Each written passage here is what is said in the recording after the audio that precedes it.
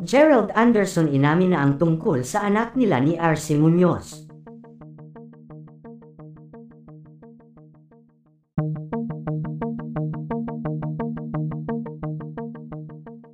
Ilang araw nang ang hot topic sa social media si RC Muñoz at Gerald Anderson matapos na tuluyang ilantad sa publiko ni RC ang kanyang anak, na ayon dito ay si Gerald Anderson umano ang tunay na ama nito. Mabilis nang kumalat sa social media ang balitang ito at maraming espekulasyon ang lumalabas sa tunay na dahilan ng paglantad na ito ni RC sa anak umano nila ni Gerald Anderson. Samantala matapos nga nito ay ayon sa balita ay nagkita na sa wakas ang anak ni RC at si Gerald Anderson, emosyonal nga umano ang naging pagtatagpo ng mag-ama.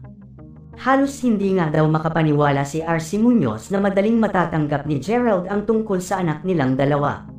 Si Gerald pa umano ang nag-insist na gusto niyang makita ang kanilang anak, kaya naman laking pasasalamat nga daw ni RC sa ginawang ito ni Gerald para sa kanilang anak.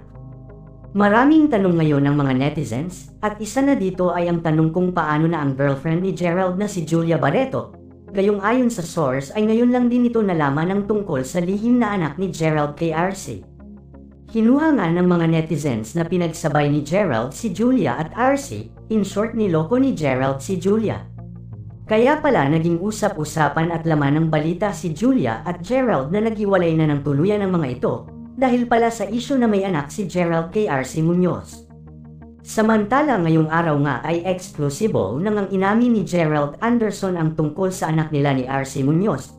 Emosyonal na humarap si Gerald sa publiko at inamin ang buong katotohanan patungkol sa anak nila ni RC. Ayon kay Gerald, alam umano niya ang kanyang mga pagkukulang bilang ama sa bata lalo na bilang boyfriend ni Julia. Inaamin umano niya na kasalanan umano niya ang lahat kaya humaharap sila ngayon sa ganitong sitwasyon. Subalit hindi umano niya kayang talikuran ang pagiging ama niya sa anak nila ni RC, hindi umano niya tatakbuhan ang responsibilidad niya sa anak nilang dalawa, at nangakong babawi ito sa lahat ng pagkukulang niya sa bata. Sa usapang paano na nga ba si Julia Barreto, ay walang naging tugon ng aktor sa usaping ito.